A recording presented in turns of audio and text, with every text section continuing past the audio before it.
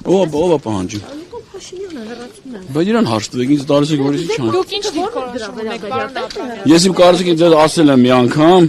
երկու անգամ էլ եմ ասել, նույն բանը կրկնում եք ամեն անգամ։ Չի փոխվի։ Դուք ինչ եք պատկերացնում եկեղեցու կողքին։ Ոնց որ դուք եք պատկերացնում։ Ես իմ պատկերացումների մասին դուք չգիտեք, պարոն։ Դե դուք էլ պետք չի որ իմ պատկերացումների մասին իմանաք։ Ինչի՞։ Դե բա դուք չեք ուզում ես ձեր իմանամ խի։ Պարոն Աբրամյան, այս իշխանությունը անընդհատ ասում է նախկինները թալանել են,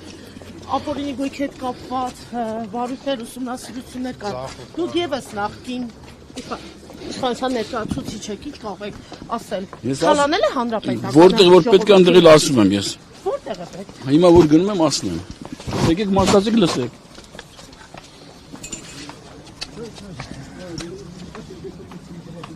Ճանապարհները անգիր